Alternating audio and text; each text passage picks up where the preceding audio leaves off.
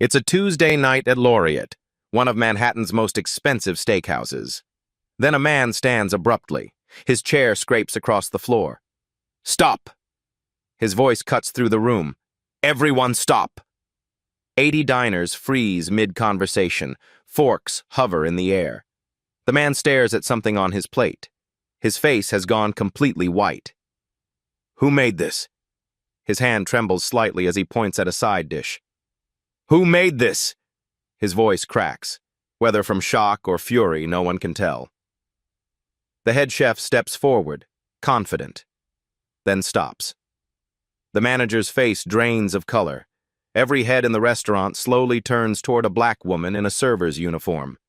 She stands near the kitchen doors, tray balanced on her hip. Her name tag reads, Sage. She doesn't flinch, just meets his stare with something unreadable in her eyes. What happens when the person you've been overlooking turns out to be the only genius in the room? Sage Moreau has worked at Laureate for 7 years, and then 7 years of carrying plates that weigh more than the tips she takes home. 7 years of smiling through sweetheart and honey from men who never look at her face. 7 years of being invisible in a room designed for people who take up space. She's 36 now. Her feet ache by hour 3 of every shift. The small of her back burns by hour 6. But she never complains, never slows down. The other servers know her as the reliable one, the one who never drops a plate, never forgets an order, never loses her composure when a customer snaps their fingers like she's a dog. What they don't know is that Sage can tell the temperature of a kitchen by the smell alone. That she can identify 17 different herbs blindfolded. That her hands remember techniques she hasn't practiced in years. Every morning, Sage wakes at 5. Her studio apartment in the Bronx is barely big enough for a bed and a kitchenette, but that kitchenette is her laboratory. Before the sun rises, before the city fully wakes, she tests recipes. A new spice blend. A different ratio of acid to fat. Small adjustments that most people would never notice, but that she feels in her bones. She writes everything in a notebook. 347 original recipes. Not a single person has tasted them. By 6:30, she's on the subway. 90 minutes each way. She reads cookbooks on her phone, studies techniques from chefs in Bangkok, Lima, Lagos, places she'll probably never visit. At Laureate, she ties on her apron and becomes what they expect. Quiet, accommodating, invisible. But in the kitchen, when no one's watching, her eyes track everything. The way the line cooks move, how long the chef lets the reductions simmer, the temperature he pulls the meat at. She catalogs it all, stores it away.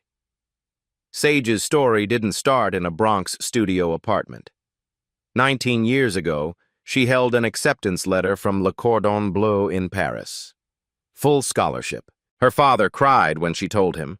Her mother bought a French dictionary and started practicing basic phrases. "Ma fille va devenir chef," her mother would say, beaming. "My daughter is going to be a chef." Sage was packed, ready. 3 days before her flight, her father collapsed at work. Massive heart attack. Gone before the ambulance arrived. The medical bills came first. Then the funeral costs. Then the mortgage payments her mother couldn't make alone. Sage deferred her admission. Just for a semester, she told herself. Just until things stabilized. But things never stabilized. Her mother worked 3 jobs to keep their house in Louisiana. Sage sent money home every month. The deferral became a year, then 2. Then a quiet withdrawal. Le Cordon Bleu sent her a letter. "We hope you'll reconsider when circumstances allow." She keeps it in the same drawer as her recipes, evidence of a life that could have been. Sage moved to New York at 23, started as a dishwasher at a small bistro in Queens, worked her way to prep cook, then line cook. Her hands were fast, her palate was sharp. The head chef noticed. "You've got something," he told her once. "Real talent. Don't waste it." But kitchens are brutal. 18-hour days, burns that never fully heal.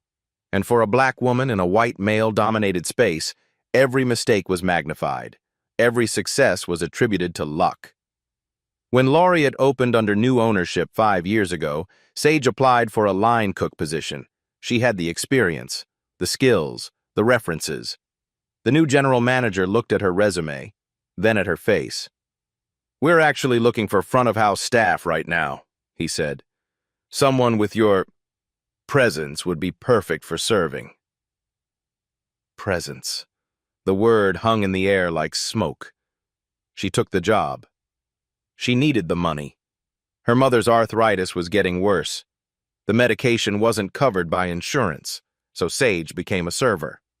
Again. But she couldn't stay away from the kitchen entirely. Chef Marcus, the head chef at Laureate, is everything a restaurant wants on paper. Culinary Institute of America. Stages at 3 Michelin-starred restaurants. A James Beard nomination. He's also mediocre. Sage noticed it within a week. His reductions break. His proteins cook unevenly. His plating lacks intention. And when he gets stuck, when a dish isn't working and the pressure builds, he finds her. "Sage." His voice is low, urgent. "I need you to fix this. Quietly." The first time it was a sauce that had split. She showed him how to bring it back with an ice cube and constant whisking. He nodded, sent it out, took the credit. The second time, it was a vegetable side that tasted flat. She added a compound butter she'd made at home, brought depth and complexity to something that had been aggressively boring. Again, he said nothing to the other cooks. Just sent it out under his name. It's happened 7 times now. 7 dishes that saved reviews, impressed critics, kept customers coming back. All attributed to Chef Marcus. The kitchen staff knows. The line cooks have seen her slip in after hours, practicing on the equipment. They've tasted her food during family meal when she cooks her version of staff dinner. Diego, the young line cook from the Bronx, once asked her, "Why don't you say something? Tell someone it's your food?" Sage just smiled. "And tell them what, Diego? That the black woman serving tables is a better cook than their decorated white chef? How do you think that conversation ends?" Diego had no answer. There's one person who knows the truth. Mrs. Eleanor Baptiste, 82 years old, Haitian, former owner of a beloved restaurant in Crown Heights that closed 10 years ago. She comes to Laureate every Friday, always requests Sage's section, always tips 35%. "I know what you do, child," she told Sage once, her voice quiet but firm. "I can taste your hand in these dishes, the ones they call specials. That's you, isn't it?" Sage didn't deny it. "Why do you let them steal from you?" Mrs. Baptiste asked. "Because I still get to cook," Sage said simply. "Even if no one knows it's me, I still get to create. That's enough for now." Mrs. Baptiste shook her head. "No, baby, it's not enough. And one day, you're going to know that." Every night after her shift, Sage pays Carlos, the night custodian, $20. In exchange, he lets her back into the kitchen after closing. From midnight to 2 a.m., the kitchen is hers. She practices techniques she learned from YouTube videos and library books, practices the things Le Cordon Bleu would have taught her, knife skills, sauce work, the perfect sear. She cooks for no one, photographs, nothing. Just cooks because her hands need to remember. Because someday, maybe there will be a moment. A moment when being invisible is no longer survivable. Tonight is that moment. She just doesn't know it yet. Richard Hastings III arrives at Laureate at 7:30, 15 minutes late for his reservation. He doesn't apologize. The hostess rushes to greet him. "Mr. Hastings, your table is ready." He doesn't acknowledge her. Just walks past like she's part of the furniture. 4 people trail behind him. 2 venture capitalists in expensive casual wear. A lifestyle journalist with a recording device clipped to her jacket. A brand consultant who hasn't looked up from his phone since they walked in. Richard Hastings is 44. Tech billionaire. Made his fortune in artificial intelligence and automation. His latest venture has been featured in Vanity Fair, Wired, and Forbes in the same month. The headline that keeps appearing, "The Man Who Will Revolutionize Food." He moves through the dining room like he owns it. Loud laugh, expansive gestures. His voice carries across 3 tables. The problem with restaurants, he says as he sits, is inefficiency, human error, emotion. You can't scale emotion. The journalist writes this down. Sage appears at the table with water, sparkling for some, still for others. She remembers from the reservation notes. "Good evening," she says. Hastings doesn't look up, just holds up one finger while he finishes his sentence. "What I'm building eliminates the variable. Perfection. Every time. No bad days, no attitudes." He finally glances at Sage. His eyes skip over her face, land on her apron. Sparkling. Cold. Not room temperature like last time. Sage pauses. "This is your first visit to Laureate, sir." His eyes narrow slightly. "Then make sure it's not a problem." She nods, sets down the waters, leaves. At the next table, a white male server approaches a different group, forgets to bring lemon for their water. "No problem, buddy," the customer says. "Happens to the best of us." The contrast isn't lost on the kitchen staff watching from the pass. Hastings orders without looking at the menu. Modifications on every dish. The steak cooked at an exact temperature, the sauce on the side, no garnish. "I'm testing something," he tells his table. "I need to experience what the best human kitchens can produce, for comparison." The journalist leans forward. "Comparison to what?" "To my prototype. Automated kitchen, AI-driven recipe optimization, zero human involvement beyond initial programming." One of the VCs laughs. "You really think a machine can outcook a trained chef?" "I don't think so," Hastings says. "I know it. Cooking is chemistry plus heat plus time. All variables that can be controlled more precisely by algorithms than by human hands." His voice gets louder. He wants nearby tables to hear. "The restaurant industry is broken. Inconsistent quality, labor costs, human chefs having creative visions that change week to week. What customers want is reliability." The journalist writes faster. "But what about the soul? What about artistry?" Hastings waves his hand dismissively. "Soul is just marketing. Artistry is pattern recognition. Feed an AI 10,000 recipes and it can generate the 10,001st, better than the original." In the kitchen, Chef Marcus is sweating.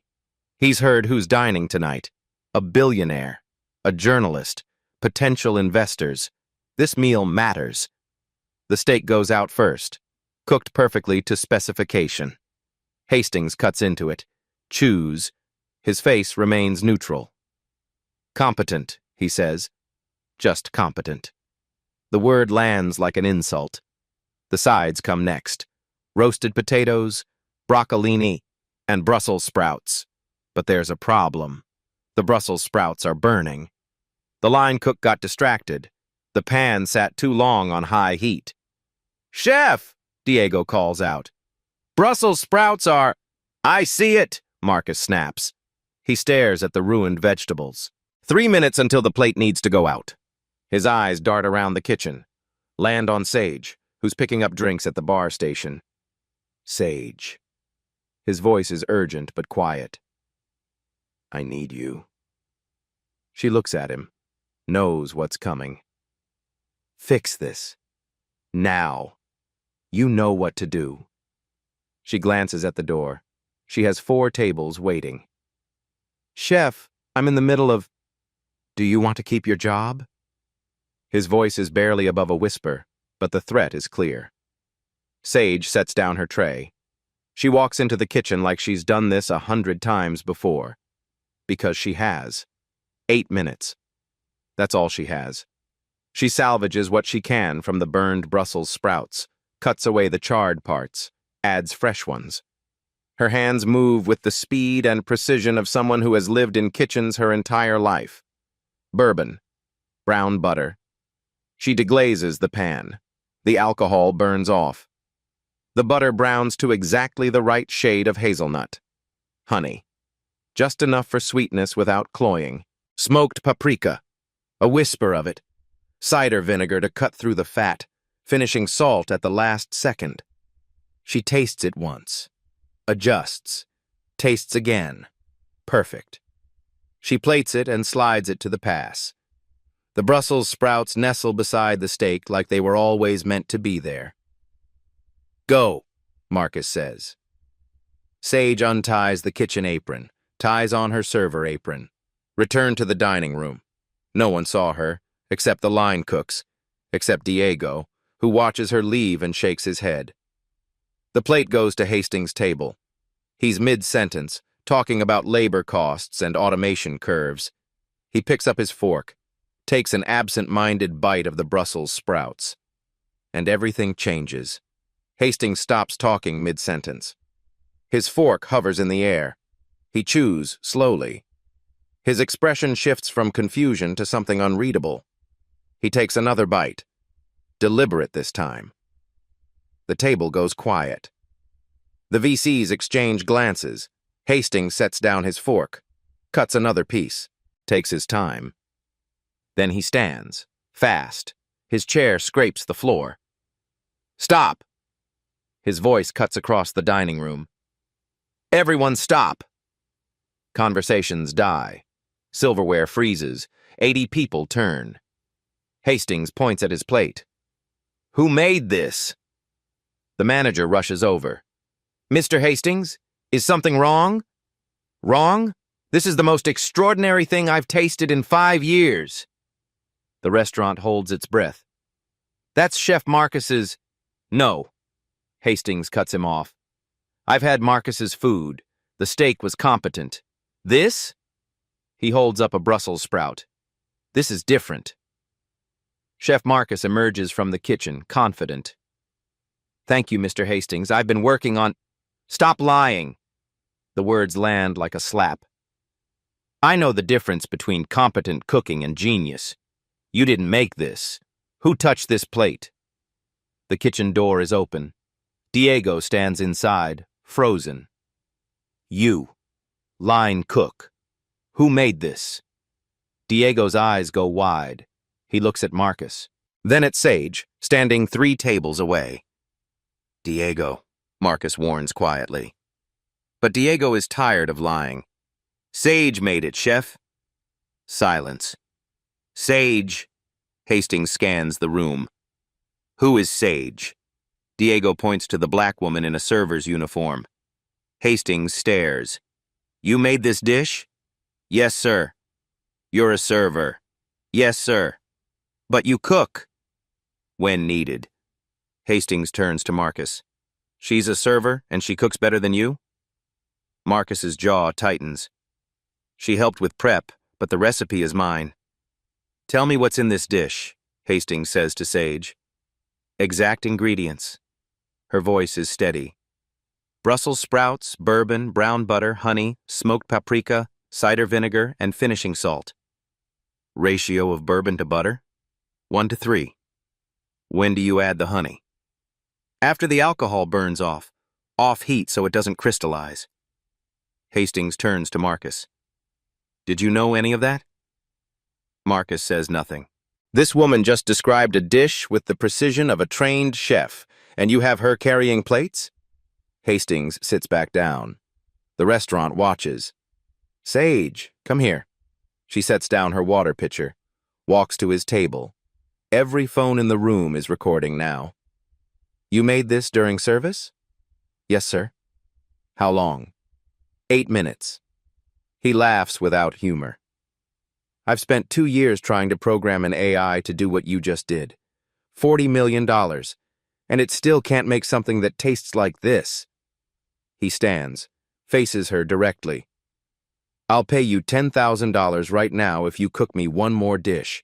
Your choice. Your rules. 30 minutes. Whispers erupt. Sir, I'm working. I have tables. I'll pay every bill in your section. I need to know if this was luck or skill. The manager steps forward.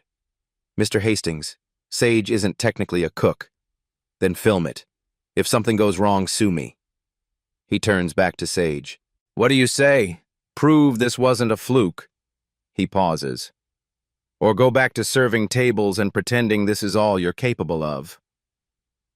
The challenge hangs in the air. Every eye in Laureate is on Sage. Mrs. Baptiste sits at her corner table. She catches Sage's eye, nods once. Do it. Diego watches from the kitchen door. The line cooks have gathered behind him. 80 phones pointed at her. Waiting. This is the moment when invisibility stops being survivable. One dish, Sage says quietly. I choose everything. Hastings smiles. Done. Sage stands at Hastings's table. The weight of 80 stares presses against her shoulders. Her mind races. She could refuse. Walk away. Keep her small, safe invisibility. Keep sending $800 home every month. Keep her mother's medication covered. Keep surviving. Or she could step into the kitchen, in front of everyone, with cameras recording, with a billionaire watching, with Chef Marcus seething, with her job, her stability, her carefully built life on the line. One dish, 30 minutes, $10,000. But it's not about the money. It's about the 7 years of being invisible. The 300 recipes in her drawer that no one has tasted. The midnight practice sessions in an empty kitchen. The dream she buried when her father died. It's about every time Marcus took credit for her work. Every time a customer snapped their fingers at her. Every time someone looked at her uniform and decided they knew exactly what she was capable of. Her father's voice echoes in her memory. Cooking is love made visible, baby girl. Her mother's last phone call. Don't let them make you small, Sage. The acceptance letter from Le Cordon Bleu, still in her drawer after 17 years. Exceptional promise. Sage looks at Mrs. Baptiste. The old woman's eyes are bright, knowing. She looks at Diego. He's barely breathing. She looks at the kitchen. The real kitchen. Not the one she sneaks into at midnight. The one where she belongs. She reaches behind her back, unties her server's apron, the black fabric that has defined her for 7 years, fold it carefully, precisely, sets it on Hastings's table. I'll need the kitchen, she says. Her voice is quiet, but every person in the room hears it. 30 minutes. No interruptions. Pemberton stammers. Sage, I don't think... Do I have the kitchen or not? Hastings cuts in. Clear it. Everyone out except her. Marcus steps forward. That's my kitchen. Not for the next 30 minutes, it's not. Hastings doesn't even look at him. Sage removes her name tag, sets it next to the apron. The walk to the kitchen is 30 feet. It feels like 30 miles. Her shoes click against the hardwood, the only sound in the entire restaurant. She reaches the kitchen doors, places both hands flat against them, takes one breath, deep, centering, then pushes through. The kitchen staff stares at her. She looks different now. Taller somehow. The invisible woman is gone. In her place stands someone they've only glimpsed in fragments, late at night, in stolen moments. Diego, she says, I need a clean station. Mise en place for a protein dish. Your best cut. Diego grins. We got a short rib. Was saving it for a family meal. Perfect. She looks at him. Really looks at him. Thank you. She ties on a cook's apron. Not the server's uniform. A real kitchen apron. Washes her hands with the slow precision of a surgeon preparing for surgery. The water runs hot. The soap smells like lemon. Her hands, calloused from carrying trays, remember a different kind of work. She dries them, looks at her station. Everything she needs is there. Closes her eyes. The noise of the dining room fades. The pressure of the cameras fades. Even the fear fades. What remains is muscle memory. 17 years of dreaming. 7 years of practicing in shadows. She opens her eyes. They're different now. Focused. Alive. Burning. In the dining room, Hastings sits back down, checks his watch. 30 minutes, he announces to the restaurant. Starting now. Sage stands at her station. The short rib sits before her like a challenge. Her hands tremble, just slightly, just enough that she notices. She breathes. Once. Twice. The trembling stops. 30 minutes. One dish. 80 witnesses. She surveys what Diego has laid out. Short rib. Root vegetables. Fresh herbs. Pantry staples. Her mind works like a formula, like music, like something she's known her entire life. The dish appears in her head fully formed. Not a recipe she's made before. Something new. Something that will use every technique she's practiced in the dark. Bourbon braised short rib. Blackberry gastrique. Celery root puree. Charred broccolini. She reaches for the short rib. The meat is cold, dense, marbled with fat. She can feel its potential in her hands. Salt, pepper, smoked paprika. Smoked. Her fingers move without thought, seasoning with the precision of someone who has done this 10,000 times in her mind. Then something unexpected.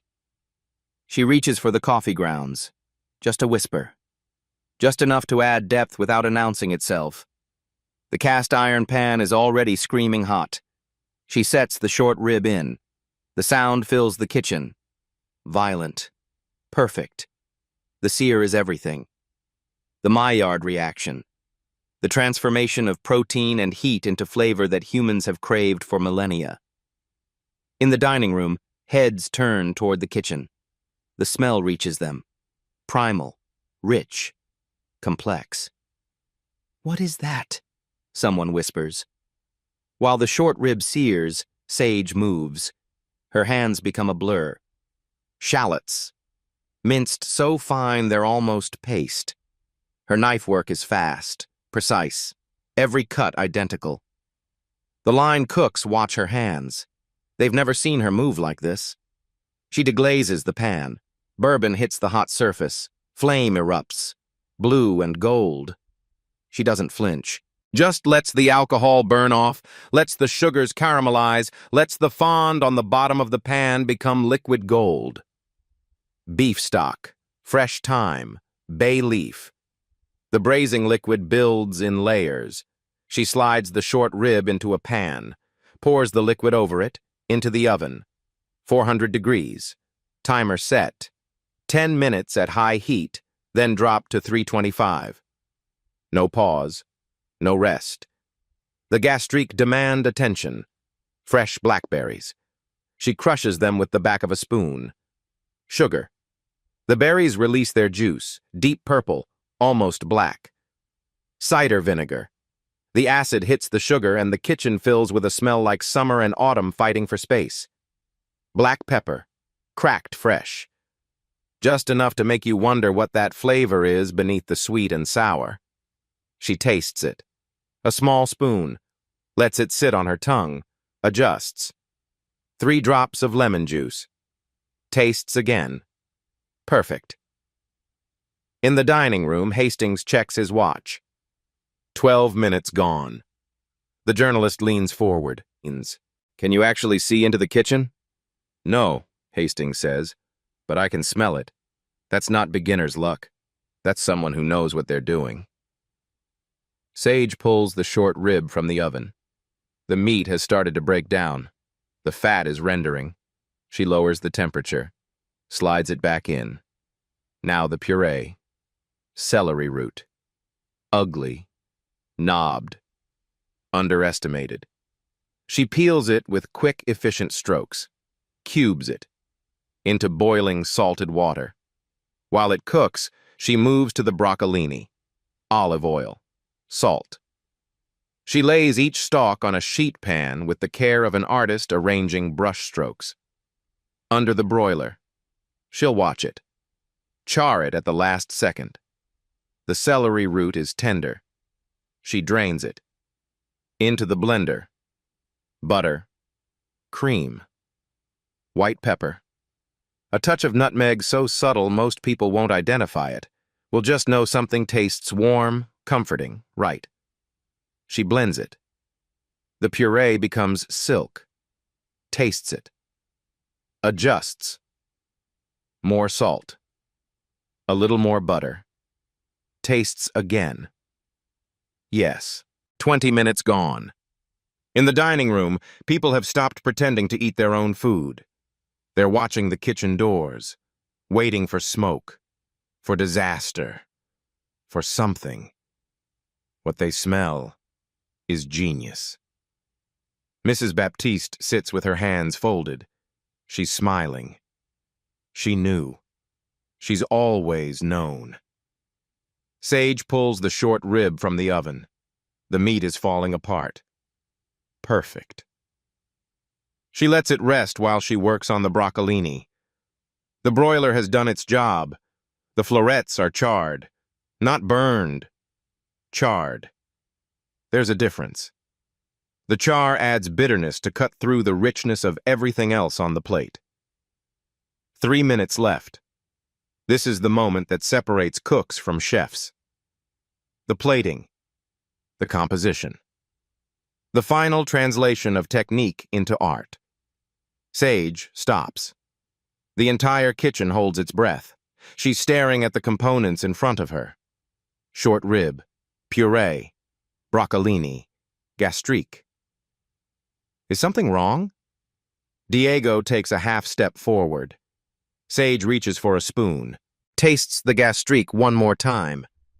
Her face is unreadable. She reaches for the lemon, zests 3 small curls, adds them to the gastrique, stirs once, tastes again, nods once. Sharp, decisive. Now she plates. The puree first, not spooned into a pile, swooshed across the plate with the back of a spoon. An arc of cream and earth, the short rib. She uses tweezers, not tongs. Tweezers. Places it with the precision of a jeweler setting a stone. The broccolini. Arranged like it grew that way. Natural, intentional. The gastrique. Small dots around the plate. Purple against white. Then one dramatic drizzle across the meat. She steps back. Looks at the plate. Almost. Microgreens. Just 3 pieces. Placed where they add color but don't distract. Flaky sea salt, 5 crystals. She places them by hand. Black pepper. 1 crack of the mill over the short rib. And then, the final touch. The thing she didn't plan. The thing her instinct demands. Orange zest. Fresh. She zests it directly over the plate. Just enough that you'll taste citrus in the back of your throat but never quite identify it. The plate is finished. In the dining room, Hastings looks at his watch. 30 seconds. The kitchen door swings open. Sage emerges. She's different. Her posture is different. The invisible server is gone. This woman holds a plate like it contains something sacred. She walks to Hastings's table. Every eye follows her. Every phone is recording. She sets the plate down in front of him with the precision of someone placing a crown on a king's head. Steps back, hands clasped, waits. The plate is a work of art. The colors, the composition, the way each element has space but also relates to the whole. Hastings stares. The journalist leans in. Richard, it's beautiful. Beauty is common, Hastings says quietly. Let's see if it's true. He picks up his knife and fork, cuts into the short rib. It yields like butter, like the meat is offering itself. He constructs the perfect bite, short rib, celery root puree, a piece of charred broccolini, drags it through the gastrique, lifts it to his mouth. The entire restaurant is silent. He chews, slowly. His eyes close. 5 seconds pass. He takes another bite, then another. He's not performing now. He's experiencing something. He sets down his fork, looks at Sage. How long have you been cooking? Since I was 6, sir. No. How long have you been cooking at this level? Sage's voice is steady, clear. Always. I've always been cooking at this level. You just never asked. Hastings looks at the plate, half finished. He picks up his fork again, takes another bite. This short rib, it's braised perfectly, falling apart but not mushy. Another bite. The bourbon in the braise, I can taste it, but it doesn't overpower. Another bite. This blackberry gastrique, the acidity cuts the fat. The sweetness complements the meat. The pepper adds complexity I didn't expect. He tastes the puree alone. Celery root, earthy but refined. And something else. Nutmeg? That's brilliant. He tries the broccolini. The char on this vegetable isn't accidental. It's intentional bitterness to balance the dish. He sets down his fork, looks around the room, looks at the journalist. Write this down. This is a dish that belongs in a Michelin-starred restaurant. This woman composed it in 30 minutes from scratch in a working kitchen during service. He stands, faces Sage directly. You just changed my entire thesis. The restaurant erupts, not in whispers this time, in applause.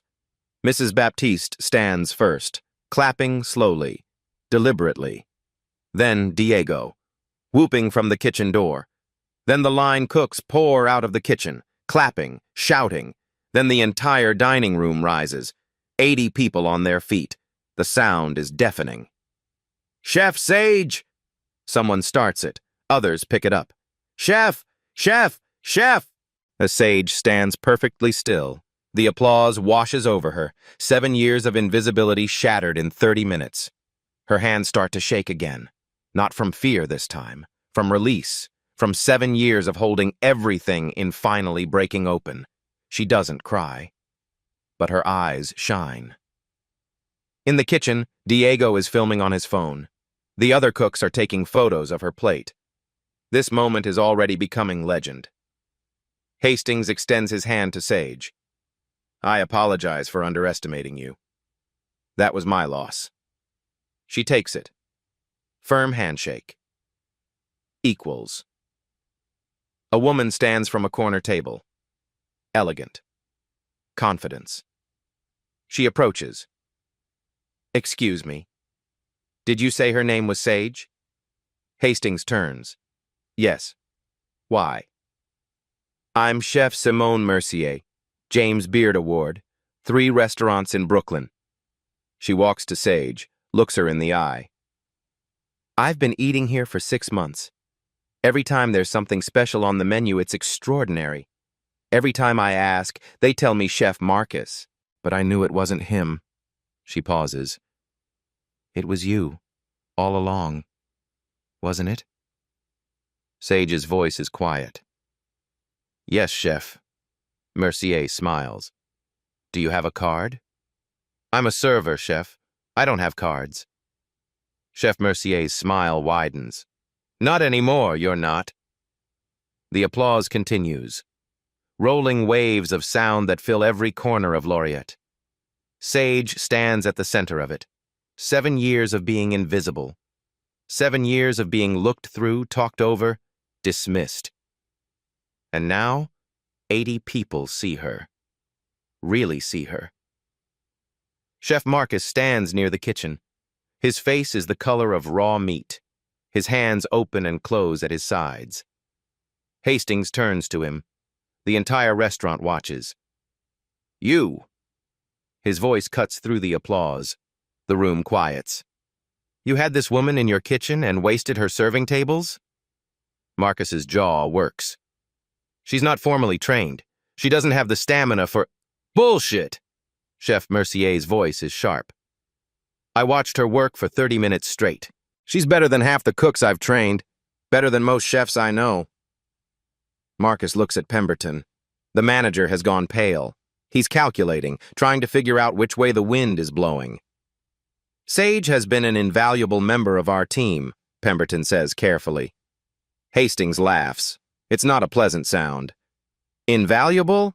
Then why was she wearing a server's uniform? Pemberton has no answer. Sage steps forward. Her voice is quiet, but every person in the restaurant hears it. Because men like Chef Marcus see a black woman and decide what she's capable of before she ever picks up a knife.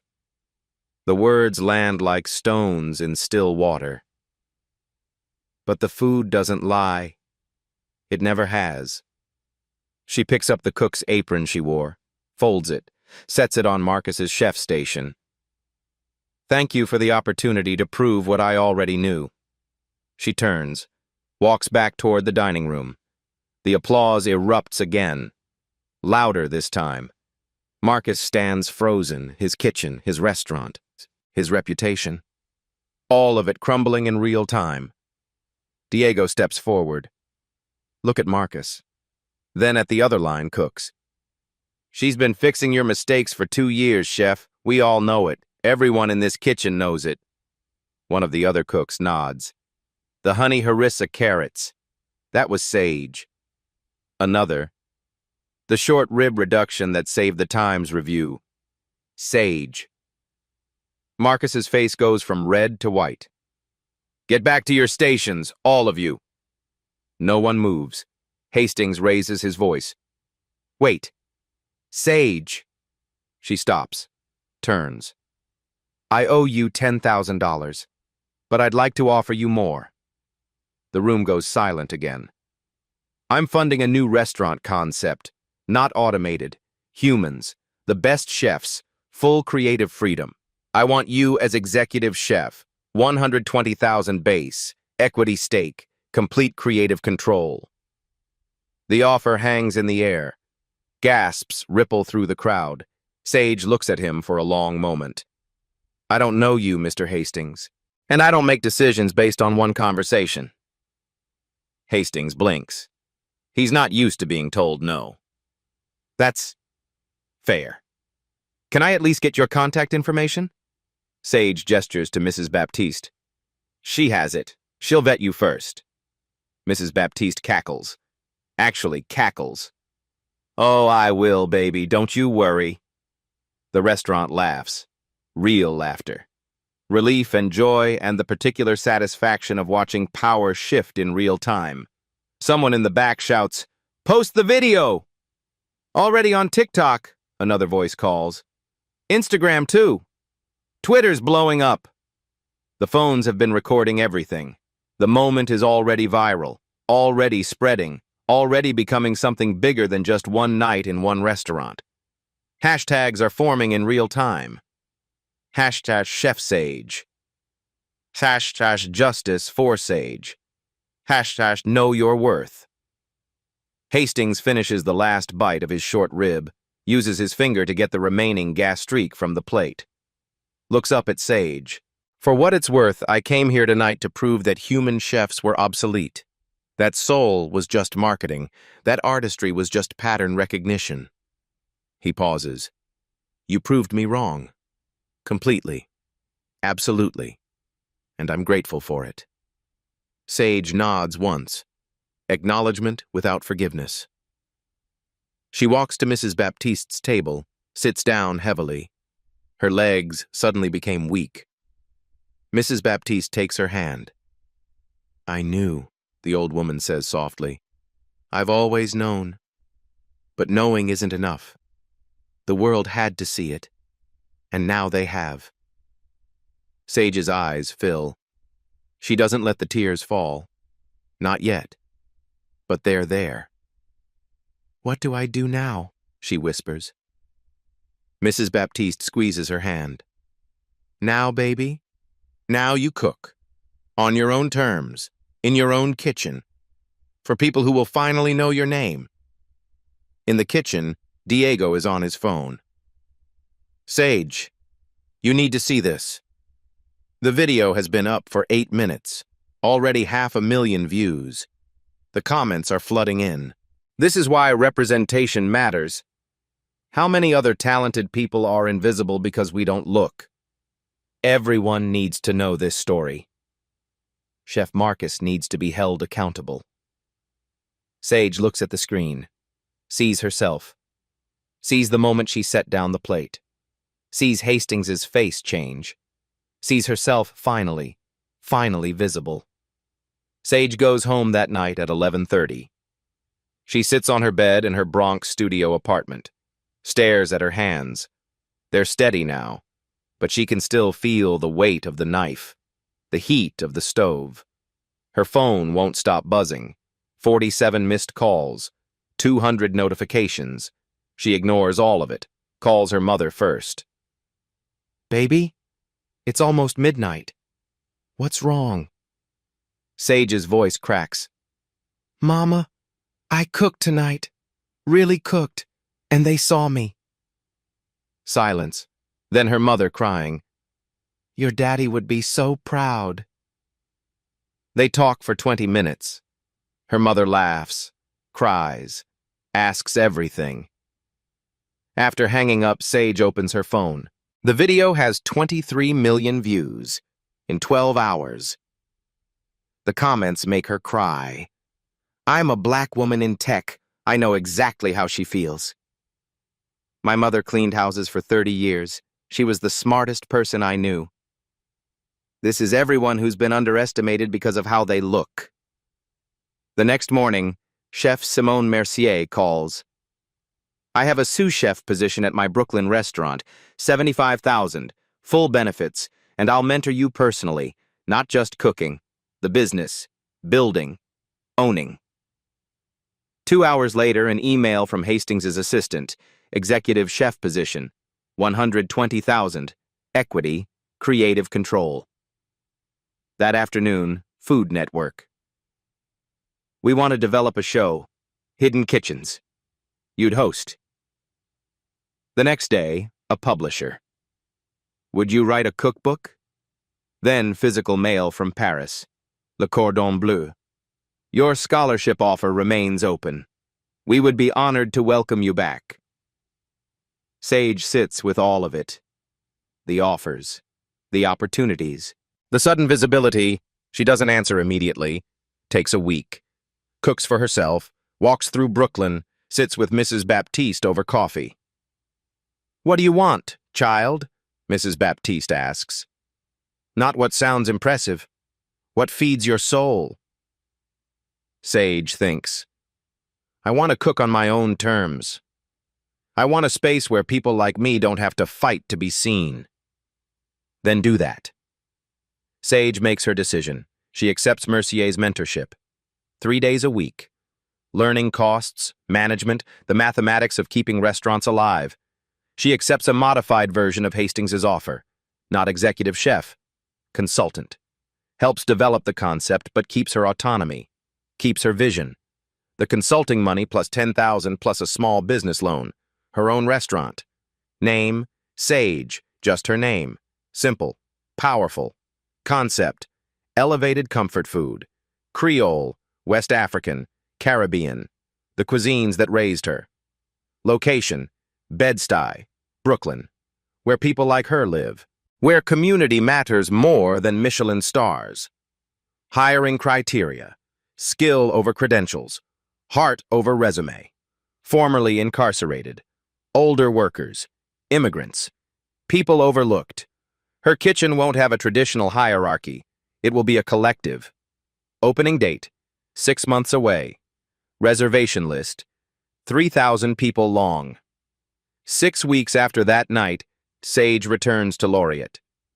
Not to work, to eat. Mrs. Baptiste arranged it. Sage's 37th birthday. Diego is running the kitchen now. Chef Marcus is gone. Asked to step down after 3 cooks came forward about stolen recipes. Diego sends out a special dish, Brussels sprouts, his way. With a note, "Thank you for teaching me courage tastes like bourbon and brown butter." Sage cries. Good tears. There's a plaque near the kitchen now. Where Chef Sage was discovered. Pemberton approaches nervously. "Sage, I want to apologize. I should have seen what was happening." She looks at him. You're doing something now. That matters. 8 months later, her restaurant space is under construction. Exposed brick, open kitchen, windows are full of light. Hastings became a minority investor. No creative control. He learned. His restaurant opened first. Human chefs. AI assists with efficiency. Humans control the soul. He credits Sage in every interview. She taught me innovation isn't a replacement. It's elevation. On a cold Tuesday, Sage stands in her empty space. Mrs. Baptiste beside her. You did it, baby. Not yet, Sage says, but I will. You already have. The moment you picked up that knife and refused to be invisible, that's when you did it. Sage smiles. Thank you for seeing me when no one else did. I didn't make them see you.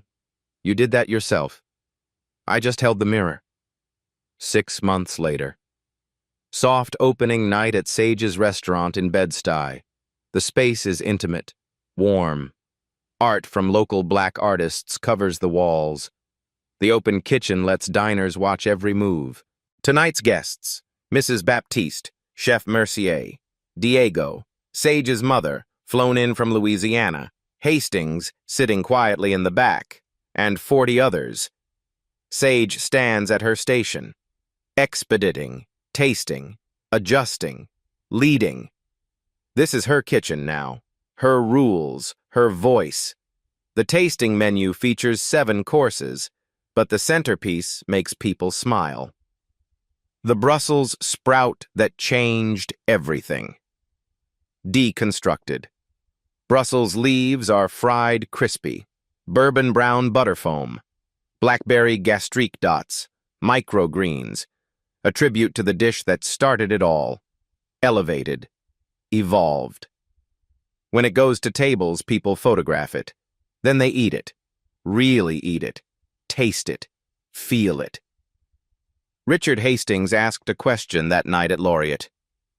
Who made this? He expected to find someone to punish, someone to blame.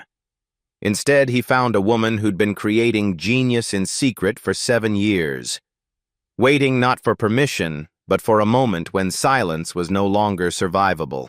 How many brilliant people do you pass every day? The janitor who writes poetry on break, the Uber driver who was an engineer in his home country, the cashier who speaks 5 languages. The security guard is studying for her nursing degree. We live in a world that confuses credentials with capability, that mistakes visibility for value, that sees uniforms instead of humans. Sage could have stayed small, stayed safe, stayed serving tables and letting Chef Marcus take credit. But she chose to answer the challenge, not to prove Hastings wrong, to prove herself right. So here's the question.